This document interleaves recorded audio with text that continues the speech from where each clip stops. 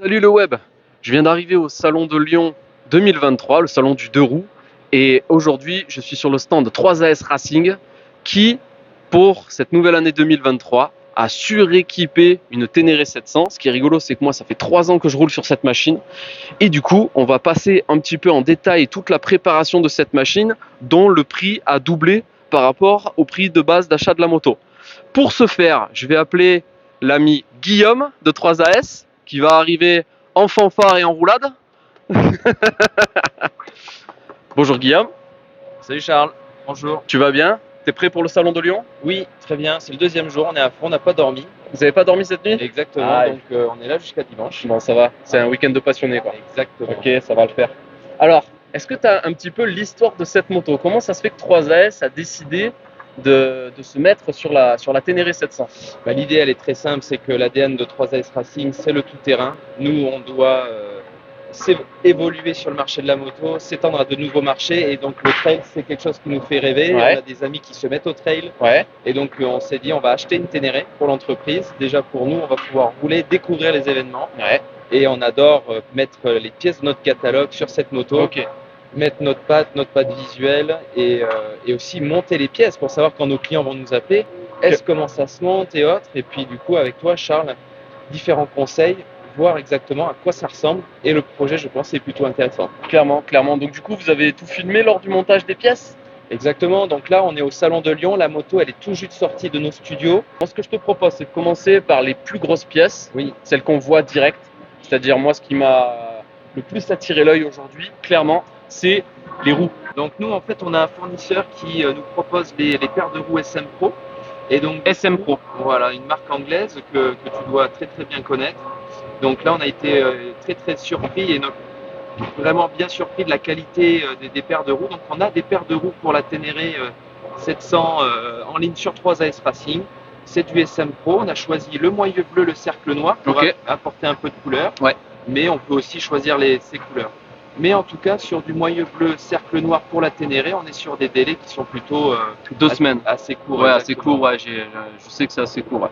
Deuxième élément hyper visuel quand on regarde la moto, c'est les suspensions. On voit les gros autocollants Öhlins. Alors de quoi il en retourne sur ces suspensions? Oui, donc nous on a fait appel à notre partenaire PFP, donc Öhlins. PFP. L'idée ça a été donc de faire une moto qui était vraiment sur notre ADN sur la partie un peu chemin, donc une moto qui est 70% tout chemin, 30% routier. Ok. Et l'idée c'est que PFP nous propose, enfin Öhlins propose des kits cartouches qu'on va mettre sur la partie suspension et un amortisseur complet sur la partie arrière. Et donc eux en fait tout simplement vont avec ton poids, ton style de pilotage, avec des simples informations précises, te préparer tes suspensions. Et aujourd'hui, on a préparé la moto pour un poids moyen, on va dire 80-85, Ouais. voilà, 85 kg, pour que la moto convienne à toutes les personnes de l'entreprise et on l'espère à des gens comme toi qu'on va un jour prêter la moto. Avec grand plaisir, grand plaisir. Il me tarde de pouvoir l'essayer effectivement. C'est vrai que c'est des budgets qui sont assez importants, mais en tout cas pour nous, c'était la partie la plus importante de la moto avant l'aspect visuel. Il nous fallait ces suspensions. Je suis d'accord.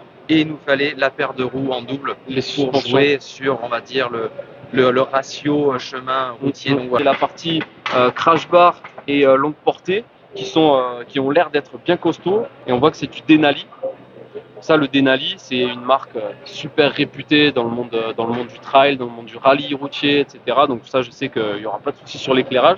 Par contre, ce modèle-là, je ne sais pas lequel c'est, mais du coup, on mettra le lien dans la vidéo, il n'y a pas de souci. Exactement. Et du coup, il y a toute une ribambelle d'accessoires SW Motec. Ouais, exactement. Donc en fait, SW Motec est arrivé récemment sur 3S. On a toute la gamme. On est en super lien avec l'entreprise et donc ils nous ont soutenus sur ce projet donc Ténéré. Donc vous allez voir sur cette moto, il y a plein de pièces SW, plein de petits clins d'œil et en plus de ça qui apportent vraiment des choses en plus.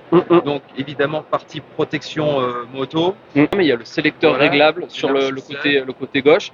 Côté droit, on a l'élargisseur de la pédale de frein qui doit être super du coup et qui j'ai vu à 2 positions pour la conduite debout et la conduite assis. Donc ça c'est un gros plus pour la polyvalence du trail puisque dans l'absolu pour les liaisons on est assis et quand on commence à faire du chemin on est debout. Le sabot AXP. Oui, exactement. Donc AXP avec la famille, avec le Xavier, c'est un très bon partenaire à nous. On a été les premiers avec toi à proposer ce sabot sur Internet. Ouais, j'ai participé au développement de ce sabot Euro 5 avec eux, ouais, tout à fait. Voilà, j'ai eu le prototype en essai et du coup j'ai fait pas mal de remarques qui sont intégrées sur celui que vous avez là, qui est tout beau, tout protecteur, protection de pompe à eau, protection de biellette de suspension arrière, qui remonte bien au niveau du collecteur d'échappement pour éviter de remplir le sabot de feuilles mortes, de boue, etc. Il y a eu beaucoup de remarques qui ont été faites par rapport au prototype d'origine que j'ai à la maison d'ailleurs. On a vraiment affaire à de belles marques. Ouais. Et de beaux partenaires pour protéger la moto, bien monter nos pièces. Donc ça a été vraiment un plaisir de monter ces pièces-là sur la machine. En termes de partenariat, on va faire un gros zoom parce que sur cette moto, là, ça paraît tout sobre, tout propre, tout bien monté.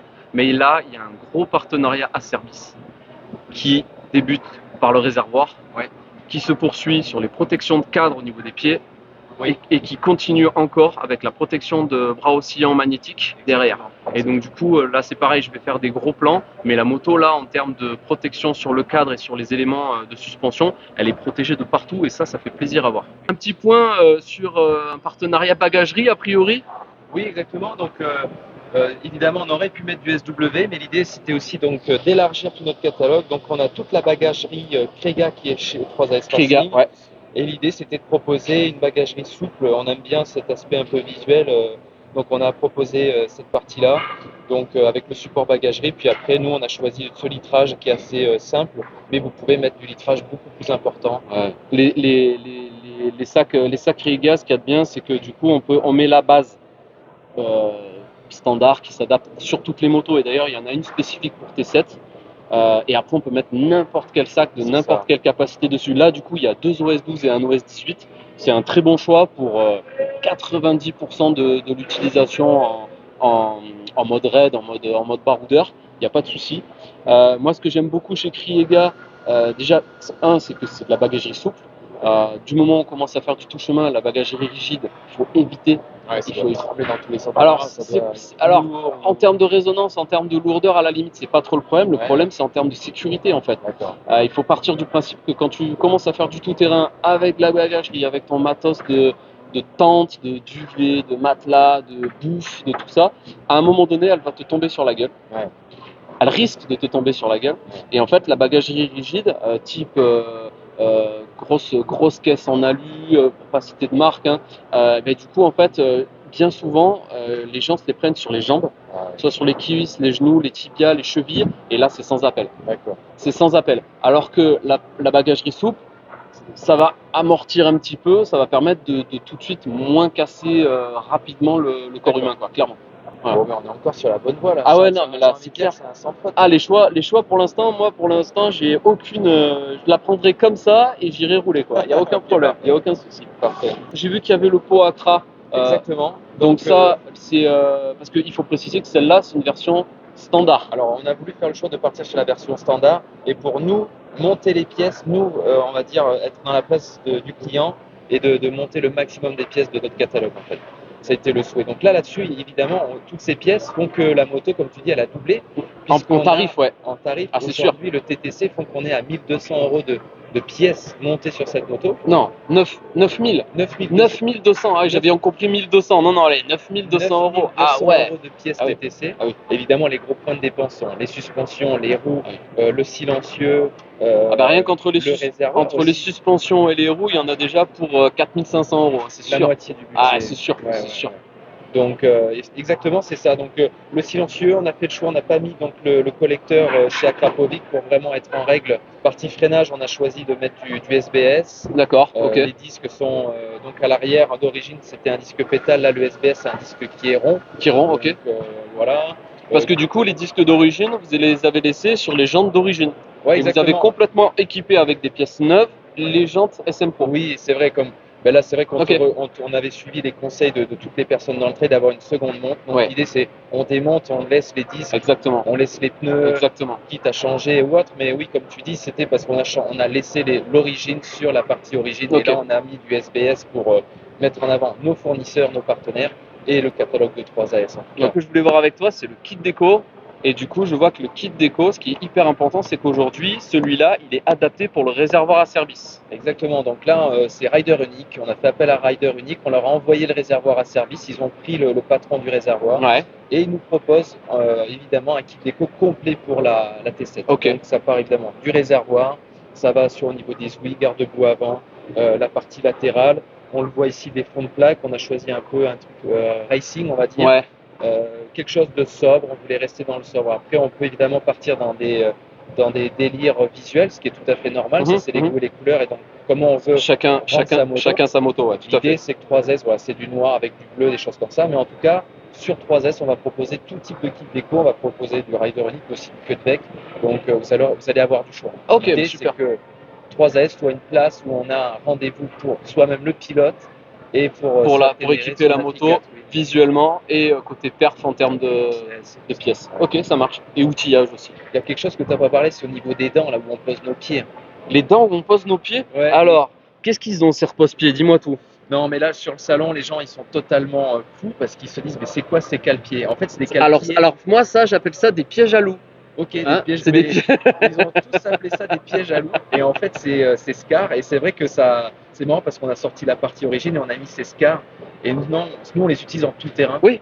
En motocross. Ouais. Et ça apporte un grip de fou, une stabilité qui est juste incroyable. Donc voilà, on a pris la décision de mettre ça vraiment pour mettre un petit peu un coup de boost, un coup de racing au niveau visuel et grip. En fait. Et grip. Et là, ceux-là, ils ont vraiment l'air très mordants, effectivement. Ouais, oui. Donc je pense que dans la boue, sous la pluie, etc., même avec des bottes adventure, parce que du coup, on pourra partir sur de la botte enduro ou de la botte adventure. Même en botte adventure, là, je suis sûr que ça glissera jamais, c'est clair. Ouais. Alors moi, j'ai toujours fait le comparatif. Les pneus, c'est ce qui nous tient la moto sur la piste. Les bottes et les repose-pieds, c'est ce qui nous tient sur la moto. Ouais. S'il y a un des deux qui marche pas, forcément, il y a l'ensemble qui va pas marcher. Je te remercie pour ce point. Est-ce qu'il y a des choses qu'on aurait oubliées sur la vidéo? J'ai vu qu'il y avait le petit support de plaque. Support de plaque, pareil, qu'on a référencé, qu'on a monté. On a voulu un peu déshabiller la partie arrière. Ouais. Mesdames et messieurs, le salon du Douro vous répond dans 5 minutes. Ça y est, ça va ouvrir.